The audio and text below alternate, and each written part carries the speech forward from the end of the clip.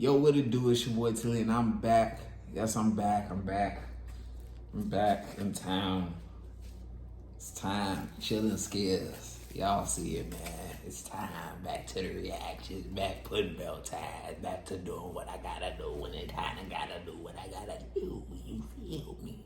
Indeed.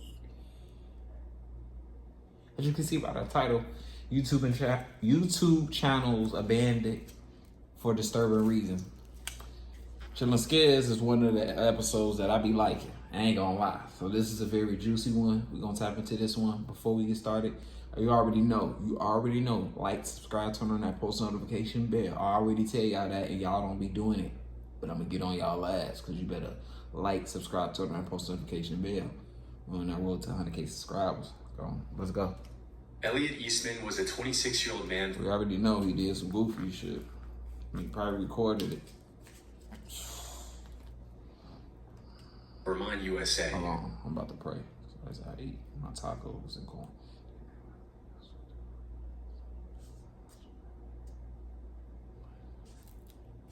Okay.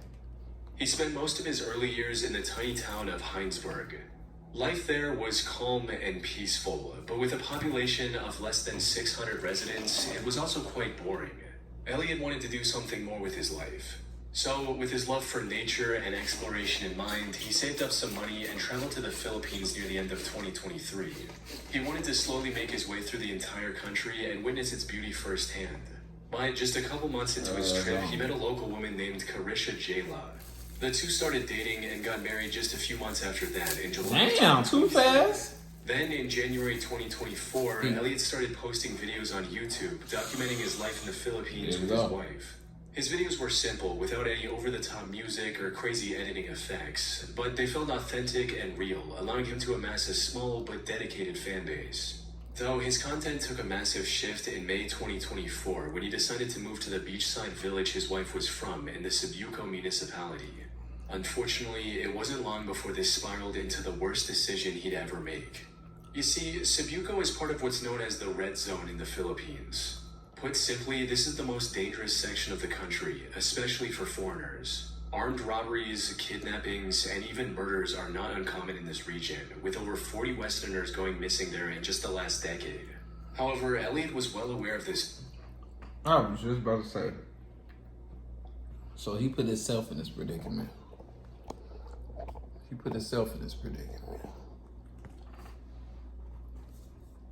You was well aware.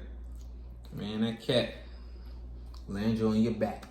As evident from his channel's description, which read, "I'm Elliot Eastman. I am 26 years old and I came to the Philippines about 1.5 years ago, where I met the love of my life deep in the mountains of the Red Zone of the Philippines. I will be showing you my day-to-day life as the first and only foreigner to have ever lived here in Cebuco for a long period of time." He mentioned the danger in some of his video titles as well. But despite the threat to his life, he still wanted to build a life in Cebuco. So he rented an apartment and even built his own grocery shop near the beach, all while documenting the entirety of his journey on YouTube. Now, there were times when he felt threatened and had to hide from some locals to avoid getting in serious trouble. But despite the somewhat dire circumstances, Elliot was enjoying his time in Cebuco and slowly building the life he wanted. However, just when things were starting to look up for Elliot, tragedy struck. She got a bucket on me. The incident took place on the night of October 17th, 2024. When, after doing several short live streams throughout the day, Elliot went offline and sat for dinner with his wife and her parents. But then, a few minutes later, 4 men with guns barged into their home and started telling Elliot to go outside. These men were also wearing outfits similar to those of the Filipino police, likely in hopes of making Elliot more cooperative. Elliot, however, saw through their disguise and tried to run away. Unfortunately, that's when things went from bad to worse. One of them opened fire and ended up shooting Elliot twice, once in the leg and once in the abdomen. They then dragged him onto the speedboat they had docked near their home and sped off into the darkness. This was the last time anyone saw Elliot alive. By the time the police launched a search and rescue mission, the kidnapper's boat was nowhere to be found. The investigation then went on for nearly a month until the 12th of November. He in the water. water. Police eventually located the kidnappers. They were forced into a shootout, resulting in 3 of the 4 culprits losing their lives. And while they did manage they dumped his body in the water. Yeah, and they don't care. They like that. Yeah. Arrest the last kidnapper, it was already too late. According to the kidnapper, Elliot succumbed to his injuries when he was on the speedboat. So the kidnappers simply threw his body overboard to hide the primary evidence of their crime. Unfortunately, the police were unable to locate his remains and pronounced him officially dead in December of 2024. However, one question still remained unanswered. Why? Why did these four criminals target Elliot? Well, the simplest explanation is also the most likely one. They just wanted to kidnap him for ransom. Carisha even had a first-hand experience with this, as back in high school, one of her Canadian classmates was kidnapped and held for a ransom of $50,000 US. That said, there's also a second potential explanation that has to do with Elliot's side business. You see, while operating his grocery store, Elliot also started lending the locals money for 20% interest. A local loan shark likely saw him as a competitor and sought to eliminate Elliot before he took away any more of his business. This would also explain why the intruders were so quick to open fire if they wanted to hold him for ransom. Regardless of their motive, the end result was the loss of a young man trying to make a life for himself with his wife in a foreign land. His YouTube channel now sits abandoned, with its many uploads remaining as proof as the life he once lived.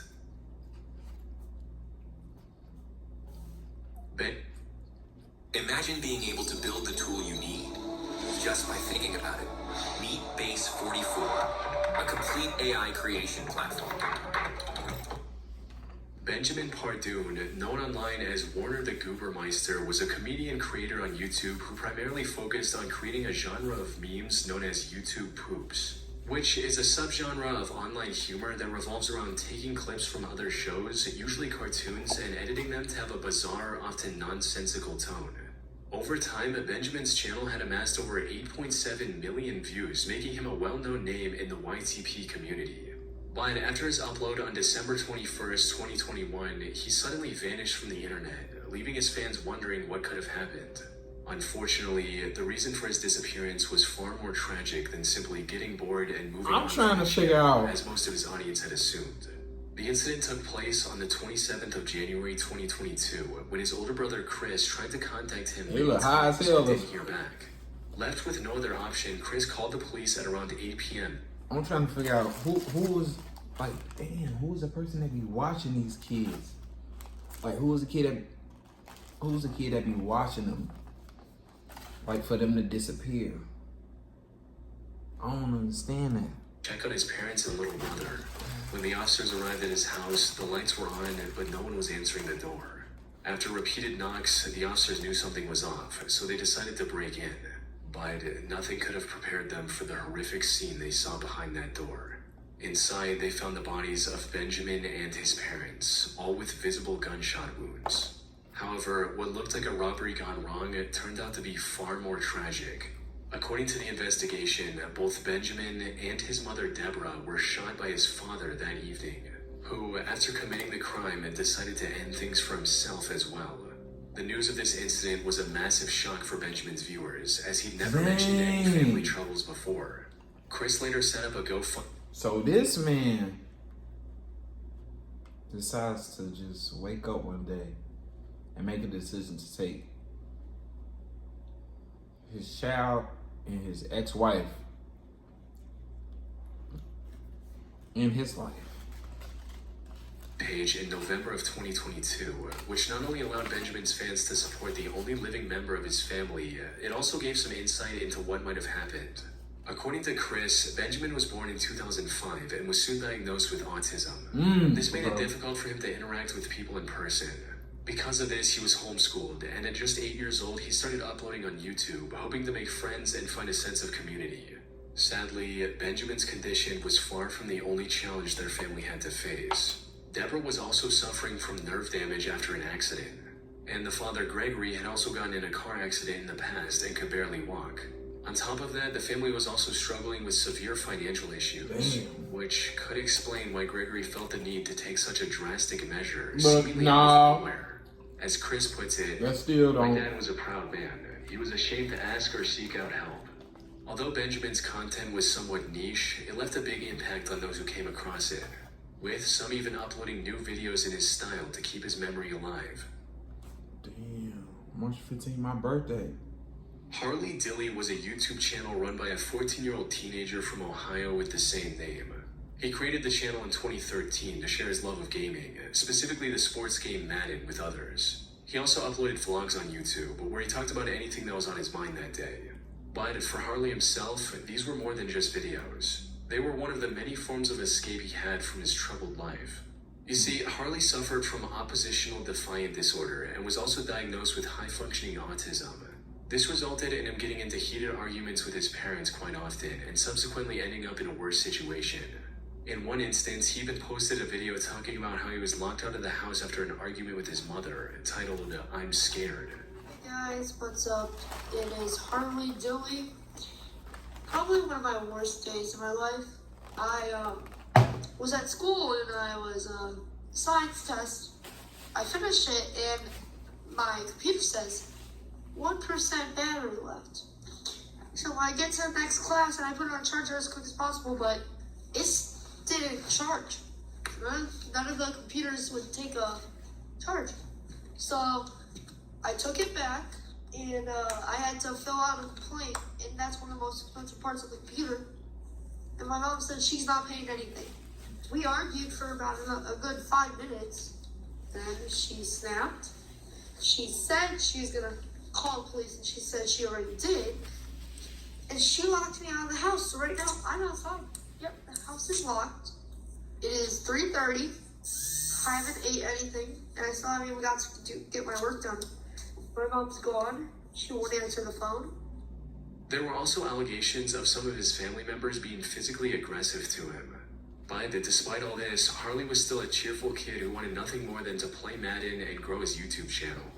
Unfortunately, this ambition was tragically cut short on December 20th, 2019, when Harley went to school and never came back.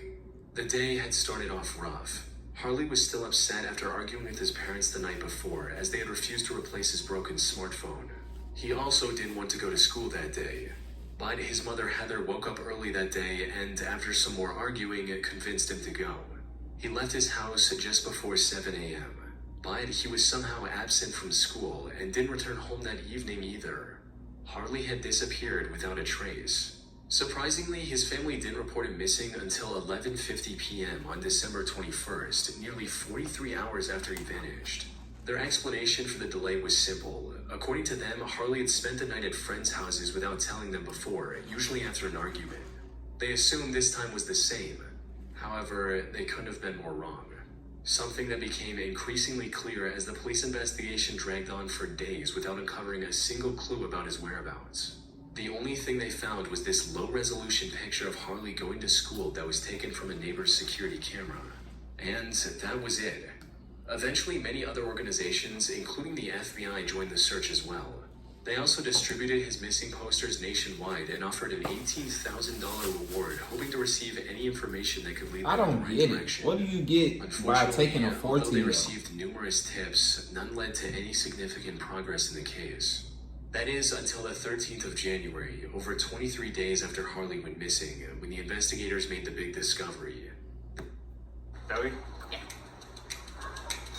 From meeting for That college was an awkward Thinking of to meeting the family. They were recanvassing the area immediately surrounding Harley's home when one of the investigators decided to check out the vacant house directly across from the Dilly residence. This was a summer home and was fully locked at the time.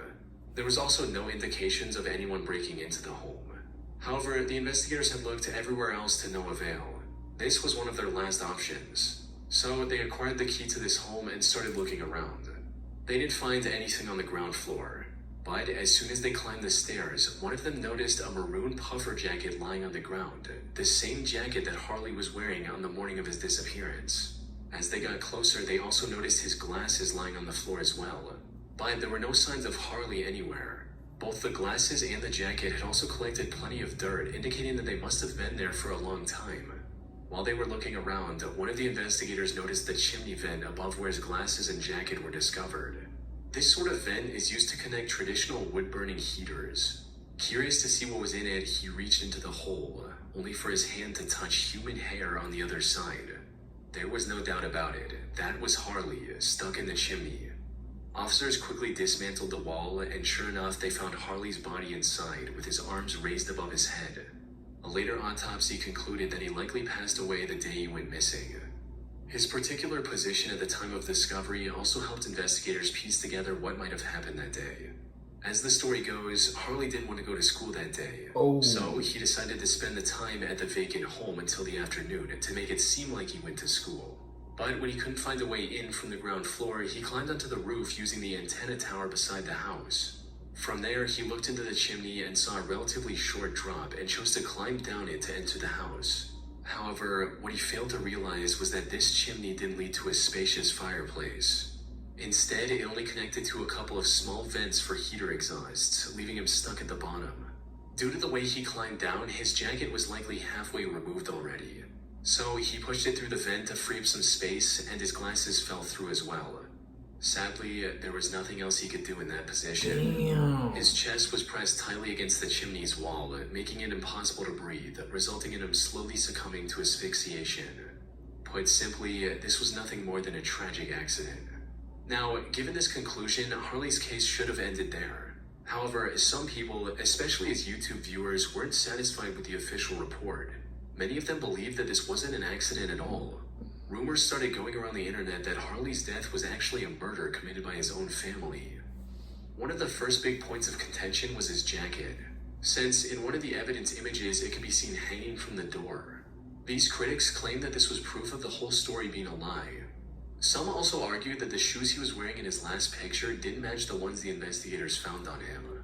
However, despite the skepticism, the jacket hanging on the door, yeah.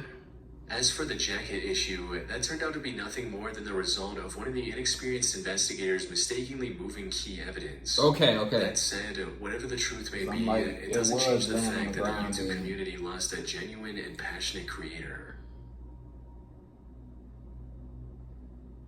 Nicholas Sonderegger was a 28-year-old YouTuber who loved two things in life: longboarding and dancing.